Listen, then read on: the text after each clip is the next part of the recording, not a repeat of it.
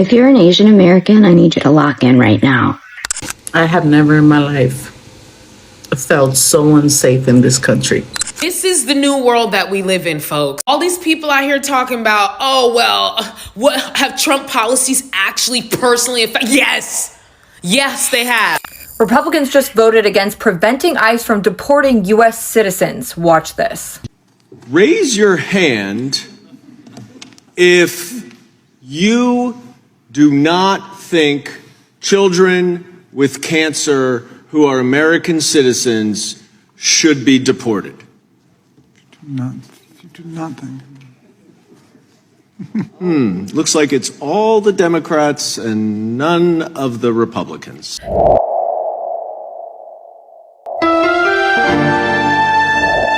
If you're an Asian American, I need you to lock in right now. It's being reported that the ports are empty and shipments aren't coming in. And sooner rather than later, the shelves are going to start to become empty. Once that happens, there will be a new rhetoric, okay, that China's to blame, because a certain administration will never admit fault. They're not going to blame Trump. They're not going to blame the Republican Party. Who are they going to blame? They're going to blame China. And everyone who has been hunted so far, we will be hunted as well. Think back to 2020 during COVID. Think about the atmosphere that we were living under. Imagine that again. But now they have a backing of a government that's willing to deport and dismiss without due process. So let that sink in, okay? I'm going to need you guys to be ready. Always travel with your documents. Have a buddy system. Don't travel alone. If you get attacked, report it. I have never in my life felt so unsafe in this country. I'm serious. I don't go outside. I don't like to be in public. As a brown Latina woman, I feel like I have a target on my back. I feel like this administration has emboldened law enforcement to be able to pull up on any Latino or Latina just to question them, to ask for ID. And one thing I'm not going to do is walk around this bitch like it's Nazi Germany with my goddamn birth certificate in my back pocket. No. You can kiss my brown ass. But in order for me to avoid any kind of interaction like that with my children, bitch, I'd rather just not go outside. You know, my peers are like, oh, Jasmine, you're being dramatic. You're a U.S. citizen. Nothing's going to happen to you. Have you been paying attention to what the fuck has been happening with this administration, bitch? I don't know why the fuck you think that your birth certificate is going to mean shit to these people. If you don't look white, they will try their very goddamn best to get you the fuck up out of here. Do you not know that there are people that were here legally that have been kicked out without due process? Do you even know what that means, bitch? A lot of my peers are very uneducated people. And that's why I've stopped talking to so many people. Your birth certificate doesn't mean shit to this administration. Get that through your fucking thick skull. My son is autistic. He starts school this year. I'm homeschooling him. For the next 3 fucking years, I am keeping my children in my home with me. I don't feel safe enough to send my children out into public school with this administration in office. I refuse to. Luckily, I'm very blessed that I'm able to do that. I'm keeping my children at home. And I will never forgive people that voted for this administration ever. I will never forgive people that didn't go out and vote. I will never forgive people that were single issue voters.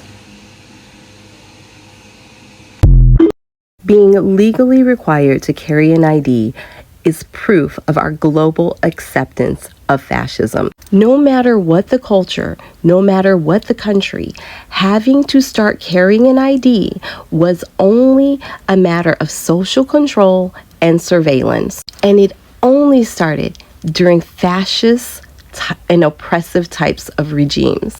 Italians did not have to carry IDs until Mussolini. The same thing in Nazi Germany, the same thing in the United States when they freed enslaved people. IDs are meant to repress and to make sure that everyone agrees to live in some sort of surveilled police state. There was never a time that carrying an ID was not meant for profiling. It is absolutely only meant for profiling. Fascists made it normal. They could just stop anybody anytime for any reason. It's not profiling. We just gotta check your ID. But it's totally profiling. And they doing this just reinforces a state of control, that you're always being watched. You should always be a little afraid, no matter who you are. And that's absolutely the point. So now that the House of Representatives has effectively passed a bill that now will go to the Senate that will legally allow the administration to deport U.S. citizens, I have some follow-up points of negotiation that I would like to give to you. Number one, do I get to pick the destination? If you give me a list of like 5 to 10 countries, I will elect my top 3 and you get back to me on what you can do with that. Number 2, you're going to cancel my student loans, right? Because I can't use my education obtained here in the next country. I will have to go back to school. So you should probably go ahead and cancel that, as well as credit me back all the money that I have busted my ass to pay to you to pay those student loans off. Number 3, can I volunteer as tribute? Do we have to commit a crime to be deported? Is there a list to sign up? I think that would be a great idea if you're trying to like offload some people. I think many would volunteer for this. Number 4, credit scores, debt. You're going to cancel that, right? Because if I'm no longer a citizen, I don't think I should have to adhere to credit scores or pay back any debt that I acquired as a citizen here. That should be like null and void. I think that's a great idea. Number 5, are you paying for my move? I think there should be like some incentive, reimbursement, relocation assistance. I think you should pay for it. As long as I didn't commit a crime to get deported, if I volunteered, I think it should be on your dime. Because I've been paying my taxes for years now, and I think that's the least that you can do is go ahead and pay for my move to the next country. You get back to me, look through my terms. If you need a PDF, I can send that to you. Happy to negotiate further. If you are an Asian woman dating a white person, I have a very important message for you. I believe we're going through a very dark time if you're Asian American. I don't know where we're headed to, but I know there's a very high possibility where the Asians are not going to be considered as people. Think of it as COVID times. Think of it as the Asian hate we had for centuries in North America. You're married or you're dating maybe one of the most powerful white men there is. So please be kind and spread love. Put away your disbelief or belief of what we are and think for all of us and do the right thing. Anyways, just want to send this out to y'all.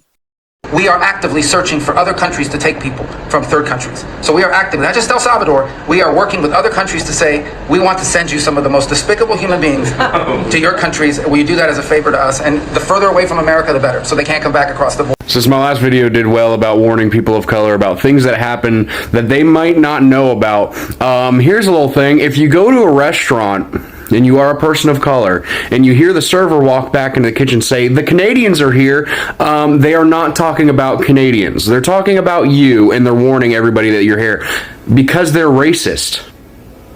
They're making pre-assumptions about you based off of your skin color. So if you go to a restaurant and hear anybody, any part of the staff say, oh, is it the Canadians? The Canadians are here. They're talking about you and they're being racist. So please keep that in mind next time you go out to eat. Congratulations, Canada. Congratulations. Must be nice. Should have been us, but whatever. Yes, and clearly this is the objective of this administration. They want to eliminate the minority group, doing everything that they can to preserve this nationalistic white narrative. And you're absolutely right, we do need to stick together, because once one group falls down, we all fall down. And I think it's vital right now that we speak up. let our voices be heard, because that is what the United States is built upon. It's built upon our voice, and we are Americans. We didn't vote for Trump and be like, oh, Trump's not going to break any laws. Like, everybody that voted, we knew that he wasn't going to follow the Constitution. Yeah. We didn't care. Yeah, so that's the point. We want to change so bad that we didn't give a crap what the So the voice in that video, Methany St Clair, that's just a name I made up for her, by the way, admits that she voted for Orange to Pence, even if he was able to break laws and violate the Constitution. You know, that Constitution that gives her, that First Amendment right to say whatever she said in that clip?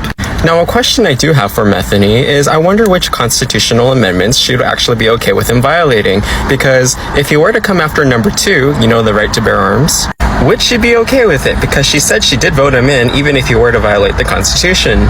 Would she be okay if they got rid of the First Amendment? Because if they got rid of that, and let's say the 19th Amendment, which gave the women right to vote, she'd probably end up looking like this. Now, I don't want to do a broad paintbrush on the other side, but the fact that there are people on the other side that have this type of mentality where they were actually okay with him violating the Constitution should be quite concerning for people on that side who don't agree with this. And I need to give a shout out to Dean Withers, because the fact that he has to debate and talk to these type of people pretty much on a daily basis probably takes a toll on his mental health, and I gotta give props to him. But comment and let me know what you think about this. And my name is Philip, and if you like what I post, please consider giving me a like, share, follow, and repost. It really helps my channel out. Thank you. Maybe the children will have $2 instead of $30, and maybe the $2 will cost a couple of bucks more than they would normally. But did Donald himself just really become the Grinch of Christmas? Maybe like this one? Yeah, I had AI do a special orange twist just for him. Because these 145% tariffs or 50% tariffs or whatever number he intends to change it to or not change it to is going to hurt a lot of families come this holiday. And I do have a question. When he mentioned $2 per child, I'm assuming he means for himself, specifically inflatable ones. Because one thing I know for sure is that Melania ain't touching him at all. But to be quite frank and honest, I think toys will be the least of each family's problems come this holiday, because the ports of Long Beach and Los Angeles in California, which are pretty much the nation's largest ports for cargo ships, will expect a 35% drop in imports during the first week of May compared to last year. And to basically simplify it down, it pretty much means less inventory, which means stores will have less stocks, which means empty shelves, which means price of goods will increase. And we can probably expect increases in prices on such things as food, clothing, medication, and any other essentials that you can probably think of. And one thing we've learned in the previous years is that when prices go up, they tend to not go down,